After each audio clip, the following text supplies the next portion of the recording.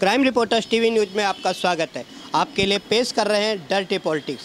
हम पालघर जिले के नालासोपारा पूर्व में स्थित सेंटर पार्क में यहाँ पे उपस्थित हैं, जहाँ पर सभी राजनीतिक दलों से संबंधित राजनेता और कार्यकर्ता यहाँ पर उपस्थित हैं। इन सब का मकसद एक स्वच्छ प्रकार की परिचर्चा कायम करना है और जिससे अपनी परिचर्चा के माध्यम से जनता के बीच में एक संदेश देना चाहते हैं कि जनता किस तरह के प्रत्याशी को आने वाले लोकसभा चुनाव के अंदर विजयी बनाए। सबसे पहले हम बात कर रहे हैं विनय तिवारी जी की। विनय तिवारी जी क्षेत्र के एक जाने माने समाज सेवक हैं, सलाम वसई सेवा संघ के अध्यक्ष हैं और समाज में कई प्रकार की सामाजिक कार्यविधि में ये हर समय सहयोगी बनते रहते हैं।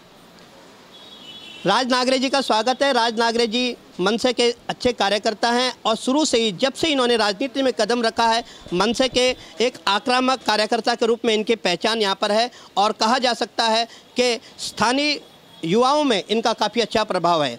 मनीष जोशी जी का यहाँ पे स्वागत है, जो स्वाभिमान संगठन के ओर से यहाँ पर उपस्थित हुए हैं और इनका मकसद आने वाले चुनावों में दमदार भूमिका अदा करना है। जेपी सिंह जी का यहाँ पे स्वागत है। जेपी सिंह जी भारतीय जनता पार्टी के एक अच्छे कद्दावर नेता यहाँ पे हैं। पहले एनसीपी में थे, उसके बाद ये भारतीय जनता पार्टी में आए हैं और उत्तर भारतीयों के बीच में एक मुखर चेहरे के रूप में यहाँ पे उपस्थित हैं और हम इनसे उम्मीद करते हैं कि अपने पार्टी का दमदार पक्ष यहाँ पे रखेंगे। क्षेत्र के वरिष्ठ पत्रकार प्रेम चौबे जी यहाँ पर उपस्थित हैं, जो कि स्थानीय राजनीति के विषय में गहरी पैठ यहाँ पे रखते हैं। इसके साथ ही अरुण दीक्षित जी भी यहाँ पे वरिष्ठ पत्रकार के रूप में उपस्थित हैं।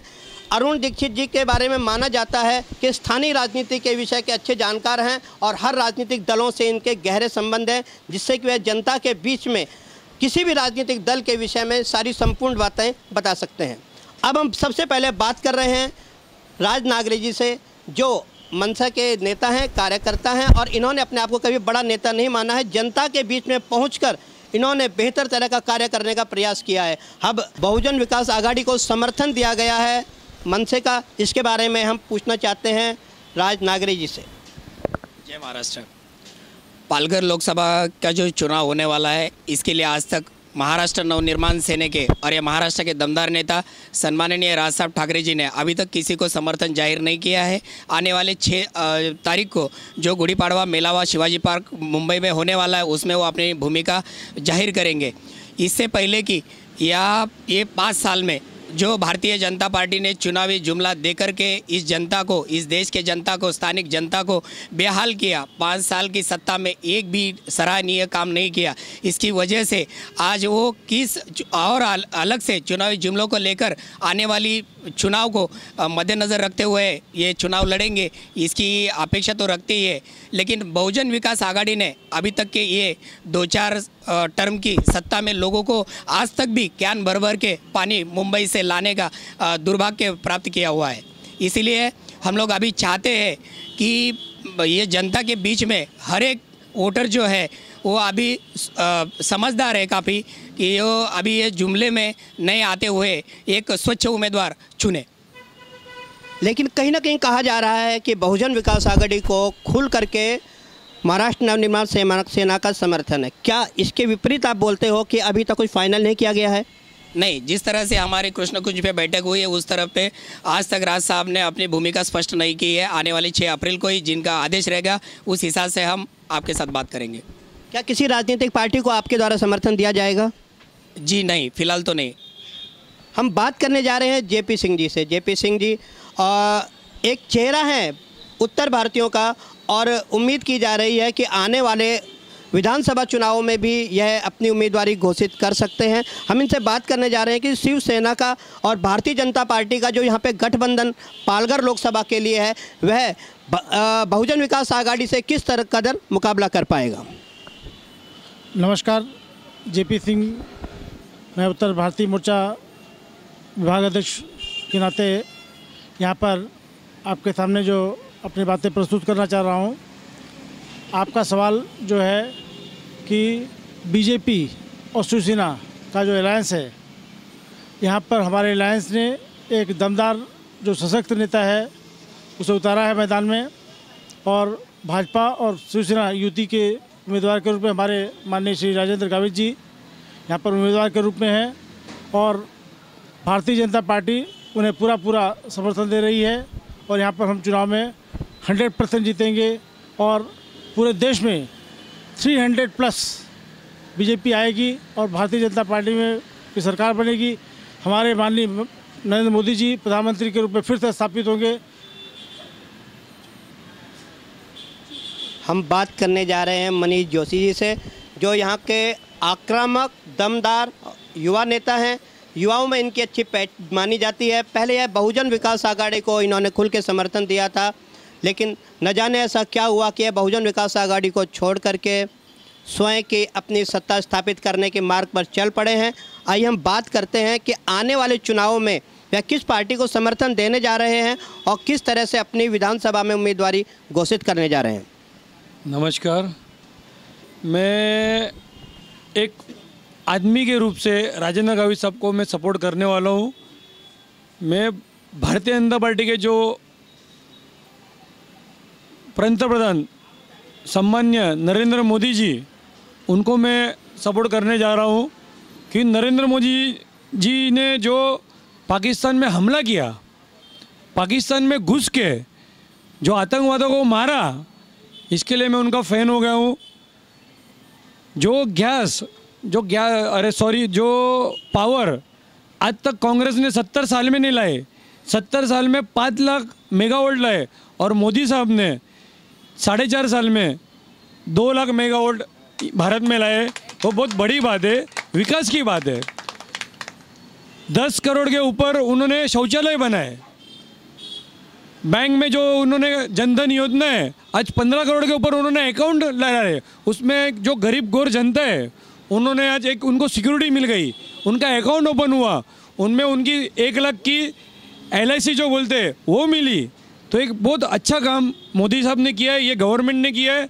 मैं बीजेपी की फेवर में बात नहीं कर रहा हूँ, मैं नरेंद्र मोदी जी के फेवर में बात कर रहा हूँ कि उस इंसान ने आज अकेले सब पूरे देश में जो गांव में बिजली नहीं थी, बहुत ऐसे गांव थे जहाँ पे बिजली नहीं थी, उस गांव में पंतप्रधान ने बिजली ला के दी।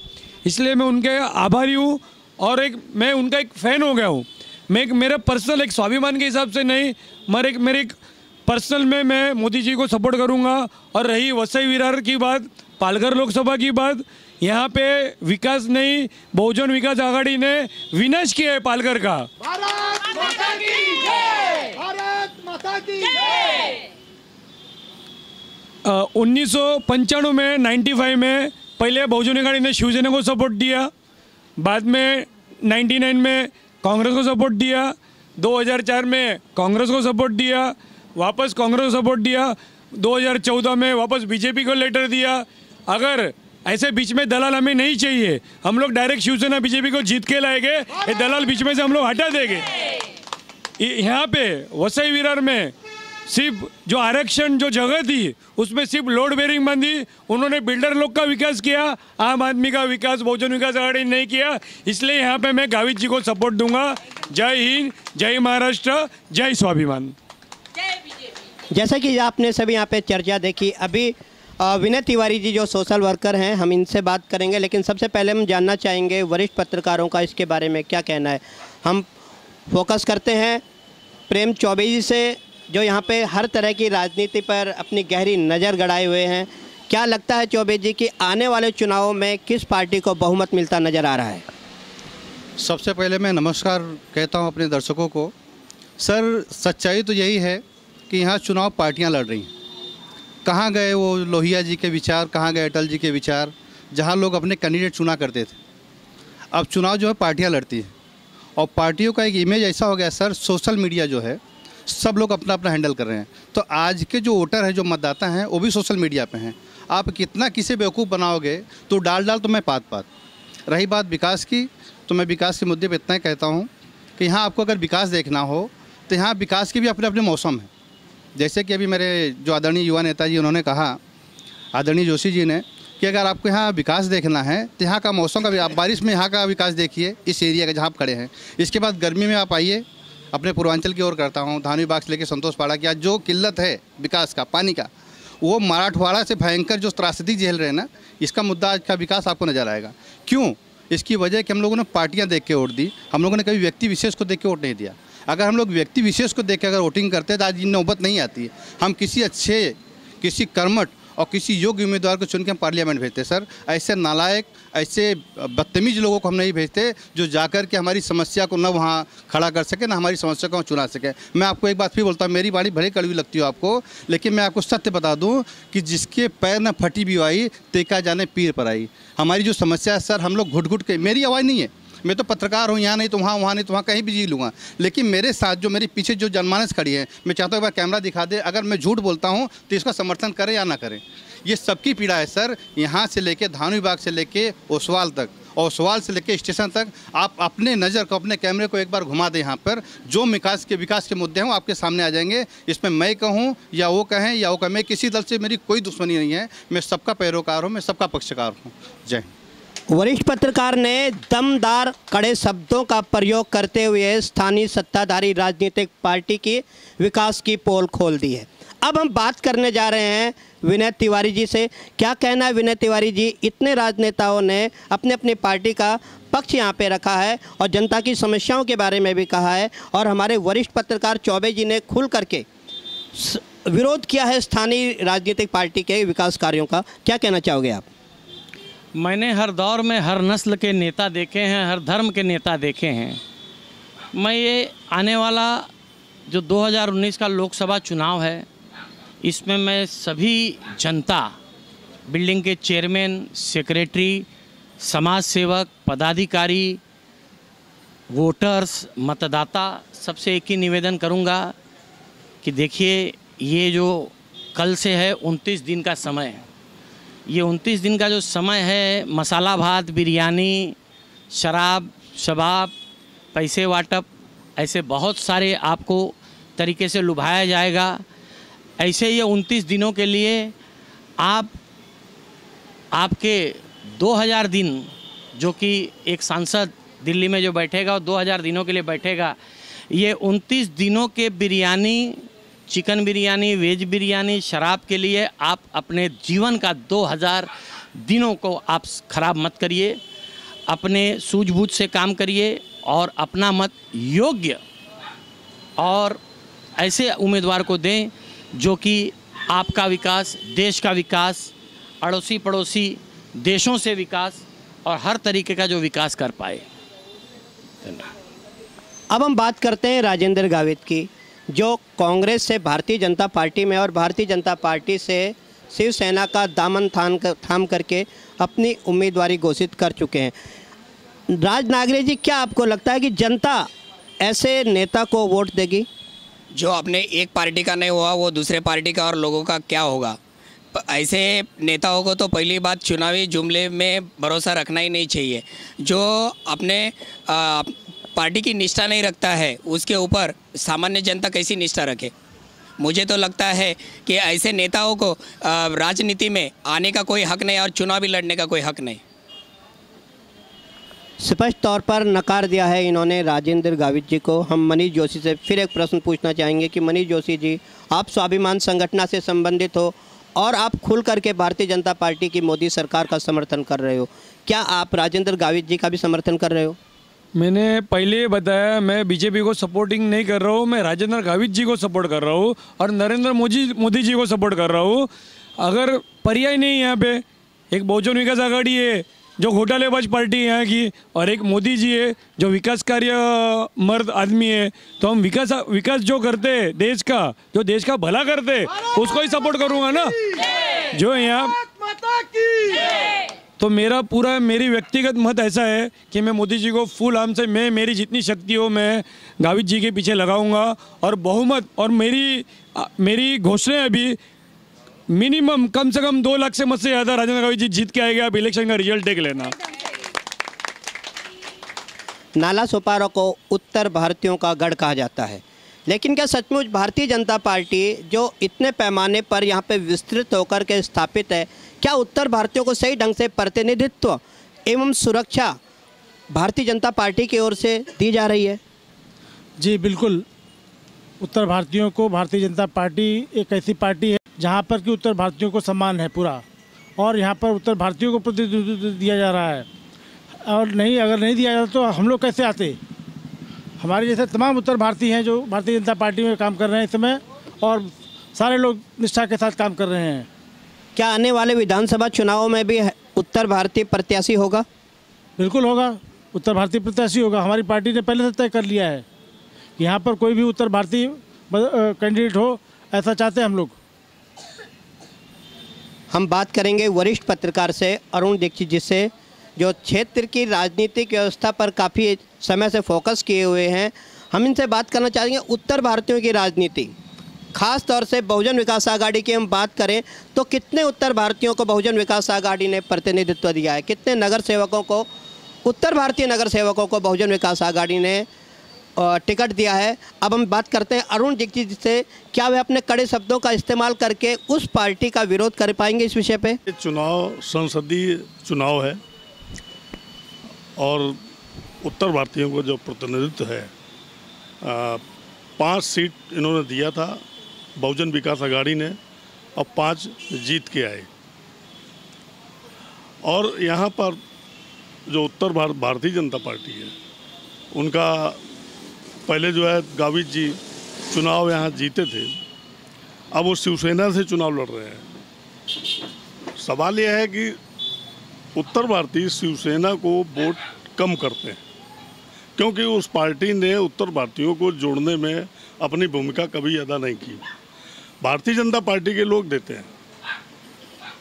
अब भारतीय जनता पार्टी कितने वोट उसमें डिलीवर करती है, राजन गावित की जीत उस पर तय करेगी, क्योंकि यहाँ जो है लगभग 4.5 लाख वोट तो सिर्फ जो है नालासोपारा सर्वाधिक सबसे ज़्यादा है। उत्तर भारतीय वोट अगर शिवसेना में जाता है और जेपी सिंह जी जो कह रहे हैं अगर ये वोट जो है उसमें कन्वर्ट होता है तो गावित जी जीत सकते हैं। वैसे जो है करीब करीब ज़्यादातर वोट जो है बहुजन विकास आघाड़ी से जुड़ा है, कई साल से जुड़ा है। अब पिछले चुनाव में उत्तर भारतीयों ने अच्छा वोट दिया था भाजपा को, गावित जी को वोट दिया था, लेकिन इस बार क्या शिवसेना को उत्तर भारतीय वोट करेंगे, सवाल ये है। क्योंकि कल्याण में घटना कुछ साल पहले हुई थी, बच्चे आए थे उत्तर प्रदेश और बिहार के, उन बच्चों ने मुंबई कभी देखा नहीं था, उनको मालूम भी नहीं था, लेकिन उनकी पिटाई कर दी गई और रेलवे की परीक्षा देने आए थे। और उस समय सांसद थे अपने संजय निरुपम जी, और इसीलिए उन्होंने शिवसेना छोड़ी, कांग्रेस को ज्वाइन कर लिया था। तो इस तरीके का, हालांकि नालासोपारा वसई विरार में 1992 में बड़े दंगे हुए मुंबई में, यहाँ कभी दंगे नहीं भड़के। यहाँ लोग जो है प्रेम से रहते हैं, शांति से रहते हैं, हिंदू मुस्लिम सिख ईसाई सब लोग रहते हैं। ऐसा यहाँ कुछ नहीं है। और न पालघर में है। ये सीट बहुत ही शांतिप्रिय सीट है, आदिवासी सीट है। इसमें सिर्फ सवाल एक है, उत्तर भारतीय वोट कितना शिवसेना को मिलता है, जीत उसी पर तय होगी। और दूसरी बातें हैं वो डिलीवर भी करना चाहिए। यहाँ पर सीएनजी और पीएनजी गैस यूपीए गवर्नमेंट ने सैंक्शन की थी। यहाँ के जो वो सांसद तो चले गए, भारतीय जनता पार्टी के सांसद जो थे 2 लोग रहे, उनकी जिम्मेदारी थी कि यहाँ पे सीएनजी पीएनजी गैस को चालू करना चाहिए था। आज ये हालत है कि यहाँ का जो ऑटो रिक्शा है, जो सीएनजी गैस लेके बैठे हैं, उनको जो है काशी मीरा या ठाणे जाना पड़ता है गैस के लिए। उनको 4 घंटे 5 घंटे सीएनजी पीएनजी गैस के लिए जाना, ये सेंट्रल गवर्नमेंट की चीज़ है, यहाँ की नहीं है। ना स्टेट गवर्नमेंट है, सेंट्रल गवर्नमेंट से यूपीए गवर्नमेंट ने पास किया था, वो अभी तक चालू नहीं हुआ। दूसरा बात, कितना पैसा यहाँ के लिए लाए हैं सेंट्रल गवर्नमेंट से वसई विरार महानगर पालिका का के लिए, सवाल वो भी है। सांसद महोदय ने अपनी निधि का वसई विरार क्षेत्र के लिए कितना पैसा खर्च किया है अपनी निधि का, हम तो, मेरी समझ में तो मैंने जो रिकॉर्ड तो निकला नहीं, लेकिन बताते हैं कि नहीं है। अगर खर्च किया है तो जेपी सिंह जी को बताना चाहिए कि संसद जो उनका फंड है किस जगह यूज हुआ है, यहाँ पे बताएं। ये क्योंकि यहाँ डेवलपमेंट पूरे जिले में, आमदार का फंड है वो कितना यूज हुआ वो भी पता लगाने की चीज़ है, वो भी यहाँ के लोगों को बताना चाहिए। आमदार ने नहीं किया है तो मतलब उनको भी कोई हक नहीं है वोट पाने का है।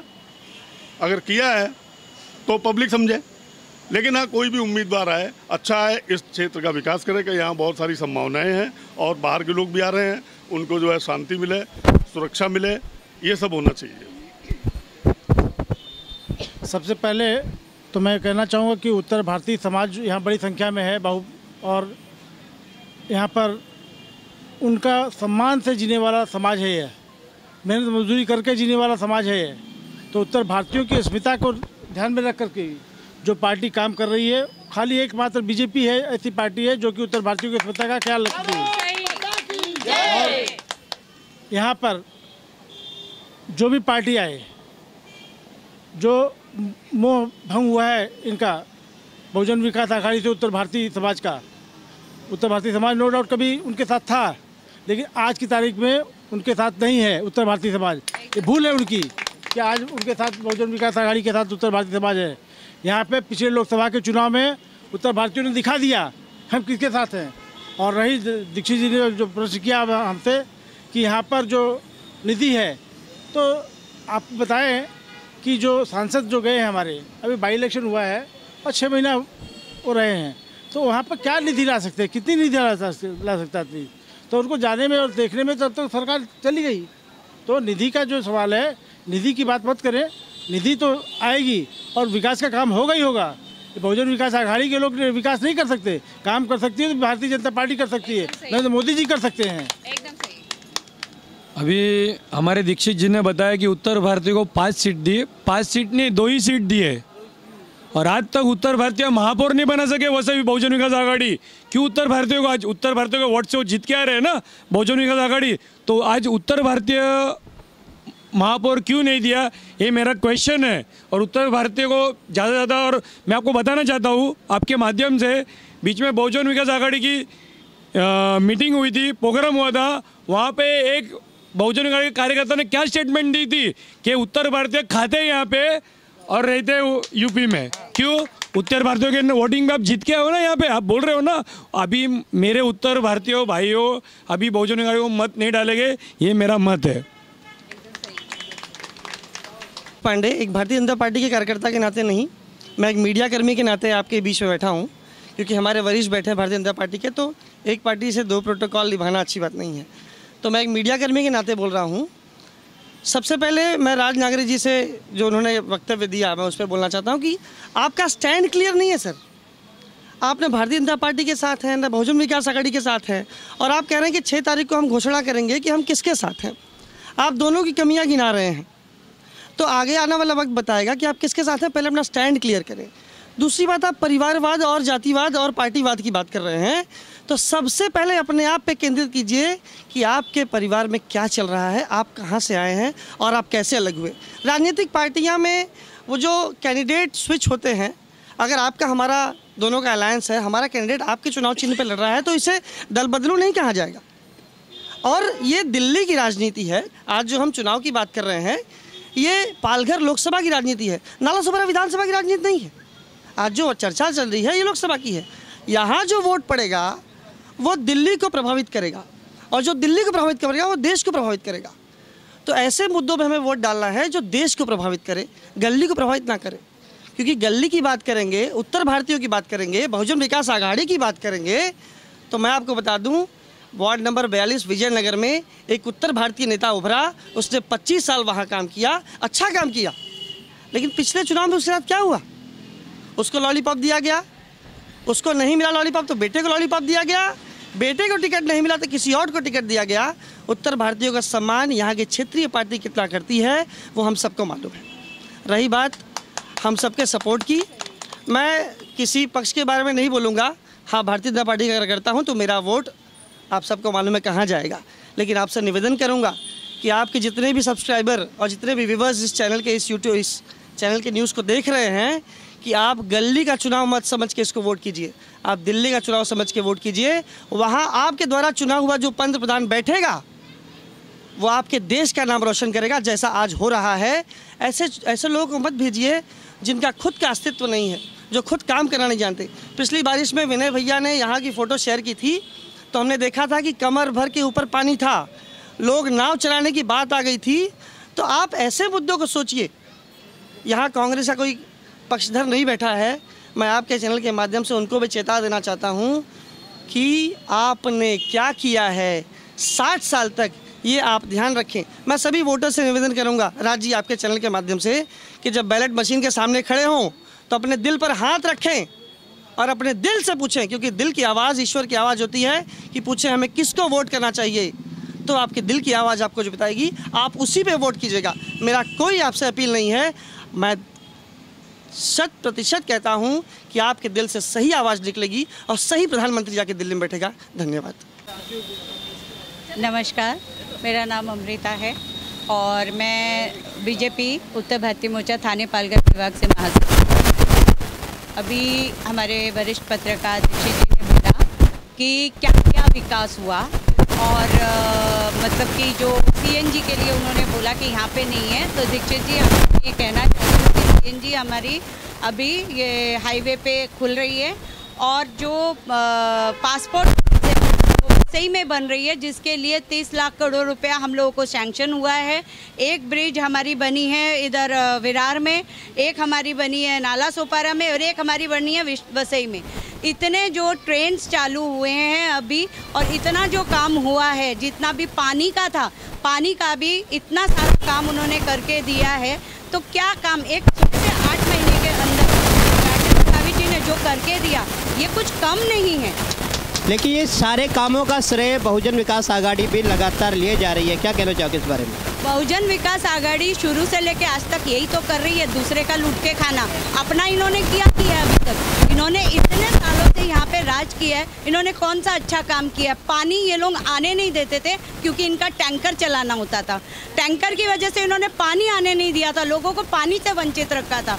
महानगर पालिका बनने नहीं दे रहे थे, बाद में महानगर पालिका सब करने नहीं दिया। उन्होंने आम पब्लिक को तकलीफ दी है और वो ये चाहते हैं कि वो जीते, तो कैसे जीतेंगे? आम पब्लिक एक हद तक डरती है, पहले उनका दहशत था, आज उनका दहशत। आज पब्लिक डरती नहीं है इन सब चीज़ों से। आज महिलाएं बाहर निकली हैं, तो ऐसे ही नहीं निकली है महिलाएं बाहर। आज हम लोग किसी चीज़ से नहीं डरते, मौत आ जाए चाहे कल आए, उसके लिए कोई डर नहीं है। लेकिन जो हमारे पंतप्रधान मोदी जी हैं, जिन्होंने एक औरतों के बारे में एक टॉयलेट जो आज तक किसी ने नहीं सोचा, वो उन्होंने एक छोटी सी चीज़ सोची और गांव-गांव में उन्होंने उस चीज़ को बना के दिया। एक चूल्हा, एक गैस, जो चीज़ किसी ने सोची क्या औरतों को तकलीफ होती है, चूल्हा जलाती हैं, आंखें फूटती हैं, किसी ने सोचा नहीं। उन्होंने इतने नीचे स्तर से लोगों को, लेडीज़ों के बारे में सोचा, महिलाओं को इतना ऊपर लाने का सोचा, हर चीज़ में महिलाओं की इतनी सपोर्ट की। ये कौन से किसने किया आज तक? कांग्रेस बोलिए, कांग्रेस ने 60 साल 50 साल जो इन लोगों ने ये राजनीति क्या दिया, इन लोगों ने राजनीति में क्या दिया? वहाँ पे भ्रष्टाचार होता था, औरतों का मान सम्मान नहीं था, औरतों को लूटा जाता था, औरतों की अस्मत लूटी जाती थी। क्या था? आज वो चीज़ें कितने कम इसमें हो गए हैं, आज भी हो रहा है लेकिन एकदम कम। क्यों? क्योंकि हमारे पंतप्रधान ने हम लोगों को इतनी फैसिलिटीज़ दी है, इतने संरक्षण दिए हम लोगों ने, उन्होंने हमारे लिए इतना कुछ दिया है। हमारे लिए आज उन्होंने जो कुछ भी किया, हम महिलाएं कभी भी उनसे पीछे नहीं हट सकते हैं।